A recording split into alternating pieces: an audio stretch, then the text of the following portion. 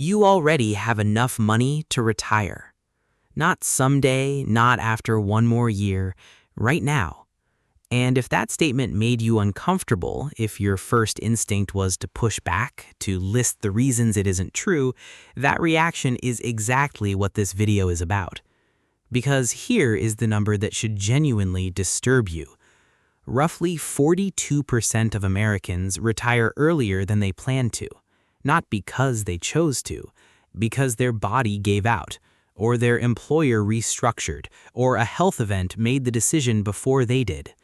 Nearly half. That is not a tail risk. That is almost a coin flip. And most of those people spent years telling themselves they just needed one more year, one more contribution, one more market cycle, one more number on a spreadsheet that kept moving every time they got close.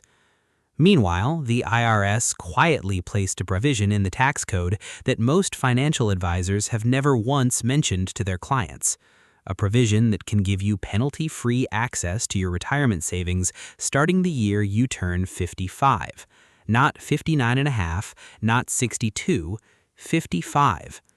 It is called the Rule of 55, and by the time this video ends, you will understand it completely. The mechanics, the traps, and the tax strategy that competitors in this space keep getting half right. But more importantly, you will understand something your financial advisor has definitely never modeled for you. Why the decision to keep working past the point when the numbers say you can stop is almost never really about money. Stay with me, because that part is what changes everything. Let's get precise about what this rule actually is. Section 72 of the Internal Revenue Code contains an exception to the standard 10% early withdrawal penalty that normally applies to retirement account distributions before age 59 and a half. The exception says this: if you separate from your employer in or after the calendar year you turn 55, you can take distributions from that employer's 401k or 403b without the 10% penalty. Separation means retirement, resignation, layoff, or termination. The IRS does not care why you left, only when. You still pay ordinary income tax on every dollar you withdraw. That does not go away. But the 10% penalty on a $500,000 withdrawal that is $50,000 gone before you see a cent is completely eliminated. Notice I said calendar year, not birthday. If you turn 55 in November and you separate from your company in January of that same year, you qualify. You do not have to wait until after your birthday. That single detail can push your earliest access date forward by up to 11 months. For someone who has been running on empty for 3 years, 11 months is not a rounding error. Now, the trap, and this one catches almost everyone who tries to use this rule without the full picture. The Rule of 55 only applies to your current employer's plan, not your IRA, not 401ks from previous jobs, only the account sitting inside the plan of the employer you are actively separating from at the moment of separation. Think about how many times you have been told to roll old 401ks into an IRA, consolidate your financial life. That advice sounds reasonable in isolation. In the context of the Rule of 55, it can cost you hundreds of thousands of dollars, because once that money is in an IRA, it's governed by IRA rules, and IRA rules say no exceptions before age 59 and a half, full stop. Here's what the person who actually understands this rule does differently. Before they leave, well before, not in the final weeks, they contact their current employer's HR department and initiate a rollover of all old 401ks into the current employer's plan. Most plans accept incoming rollovers from other qualified plans. The money consolidates, and when separation happens, the entire balance falls under Rule of 55 protection, every dollar, including money from jobs you left a decade ago. One phone call, potentially worth more than a year of contributions. But do it before you walk out the door. The moment you separate, that window closes permanently. One more trap worth flagging. Not every 401k plan allows systematic periodic withdrawals after separation. Some plans require a lump sum, meaning you take everything at once or leave it there. If you are forced to take $1.2 million in a single calendar year, you will land in the 37% federal tax bracket on a significant portion of that distribution. The Rule of 55 waives the penalty. It does not waive income tax. A forced lump sum could cost you more than the penalty you avoided. Read your plan's summary plan description before you make any moves. Ask HR specifically. For separated employees, is systematic withdrawal an option or only lump sum? That answer shapes everything. And for public safety workers, police, firefighters, EMTs, the age threshold drops from 55 to 50, 5 additional years of penalty-free access on careers with significant physical demands. If your advisor has never mentioned this, it's worth asking what else they have missed. Here is the part that will genuinely surprise you. The conventional argument for working longer goes like this: more years of contributions plus compound growth equals a larger account balance. The math is correct. The argument is incomplete.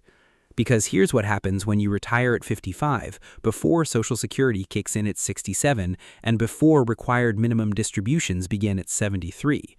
You have years, potentially a decade, where your taxable income is structurally very low. And that creates something the financial industry calls a Roth conversion window.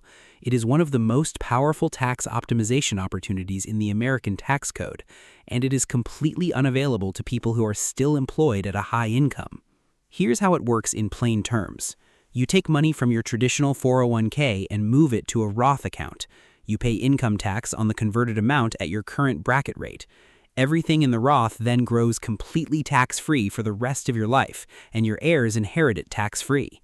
The lower the bracket at which you convert, the more powerful the strategy.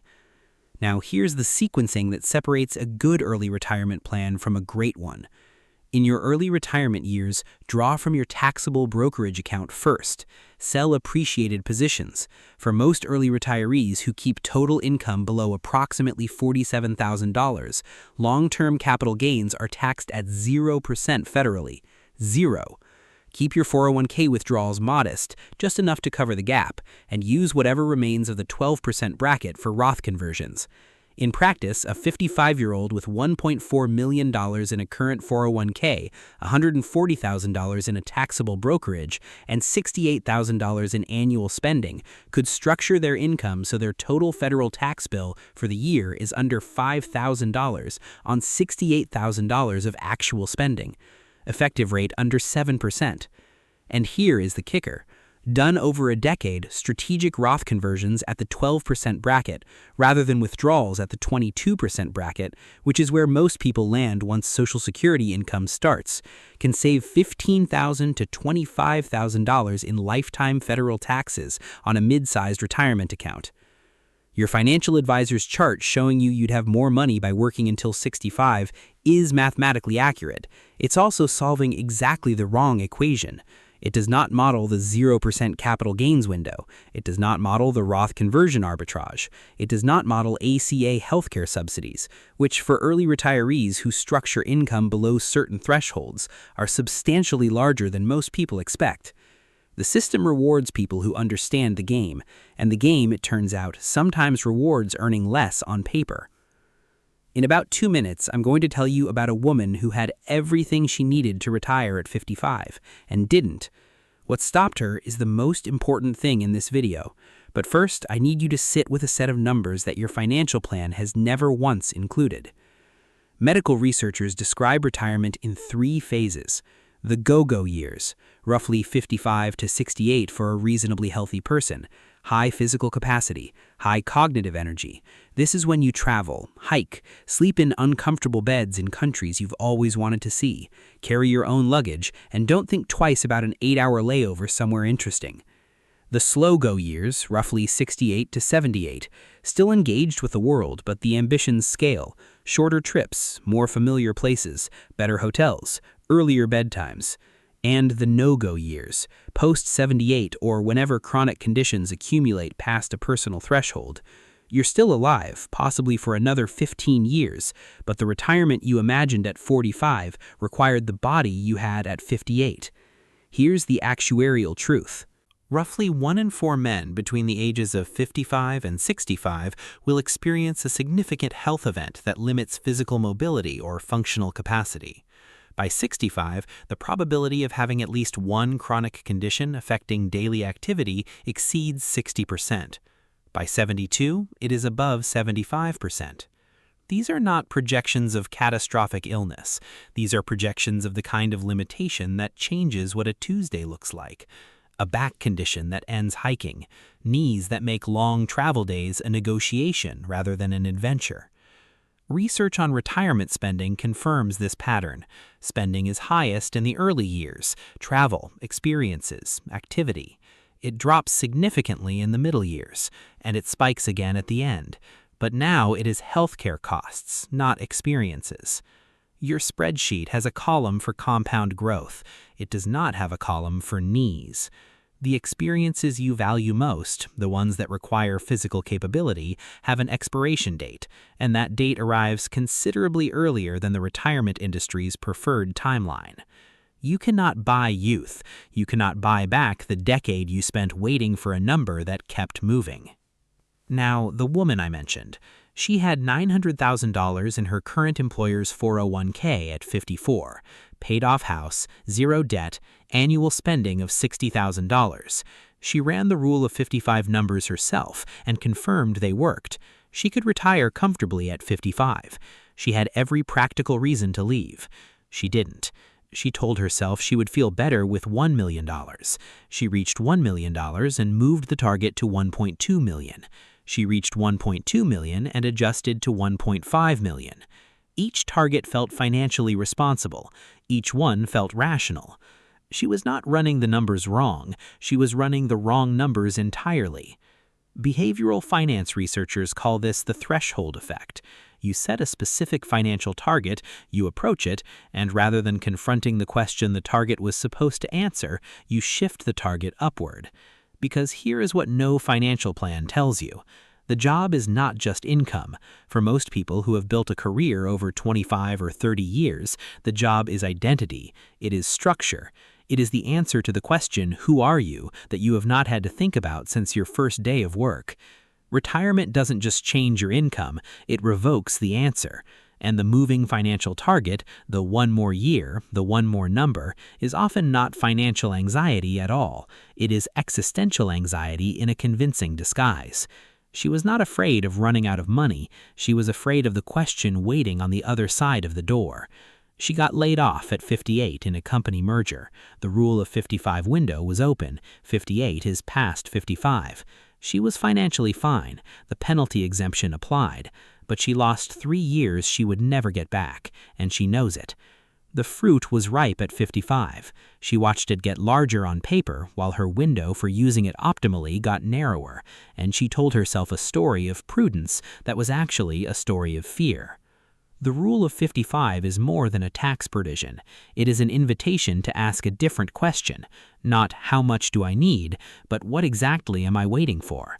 If the honest answer is a financial answer, run the numbers and make a plan. But if the honest answer is something else, if the target keeps moving, if one more year has become a habit rather than a calculation, then the spreadsheet is not your problem. Here is what to actually do. First, this week, call your current employer's HR department and ask 2 specific questions. Does the plan accept incoming rollovers from other qualified plans? And for separated employees, what distribution options are available? Systematic withdrawal or lump sum only?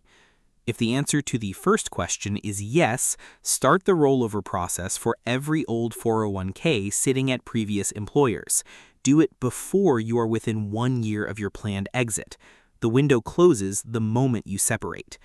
Second, model your healthcare costs specifically. Go to healthcare.gov and use the subsidy estimator with your projected retirement income. For most early retirees who structure taxable income below $50,000, ACA subsidies are substantially larger than expected. Healthcare is the single item that destroys early retirement plans more reliably than market volatility. Do not estimate. Get the actual number for your state, your age, your projected income. Third, find a fee-only financial planner. someone who charges a flat fee for a specific engagement, not a percentage of assets under management. Ask them to model your Roth conversion strategy across a 10 to 15-year early retirement window, sequencing income sources against the 12% and 22% brackets. The fee for that engagement typically runs between $2,000 and $5,000. That is almost certainly less than what you save in a single year of well-executed conversions. Do not hire someone on an assets under management model to help you figure out how to stop giving them assets to manage. Every financial plan you have ever been shown optimizes for one variable, the size of your account at the end. Nobody has ever asked you to optimize for the quality of the life that account was supposed to fund. The Rule of 55 is not a tax hack. It is a tool for ensuring that if you are going to leave the workforce in your mid to late 50s, and statistically there is almost a coin flip chance you will, whether you choose to or not, you do it on your schedule, with your tax strategy intact, with your identity prepared, not because your spine made the call and your employer found someone younger at 60% of the salary. The spreadsheet does not have a column for the trips you did not take. The IRS does not charge a penalty for waiting too long. But something does. If this landed for you, do one thing before you close this tab. Write down the number you are currently waiting to hit. Then write down, honestly, what changes when you hit it. If the answer is, I retire, ask yourself why you need that number specifically. If the answer shifts, if you find yourself writing a new, larger number, you now know what's actually happening. The number is not the goal. It never was. It was always a way of postponing the goal. In the next video, I'm going to show you exactly how to structure the first 5 years of early retirement so that you pay the least possible in lifetime taxes, sequencing your income sources in an order that most people get completely backwards and that most advisors never think to question. If you want to be there for that one, you know what to do.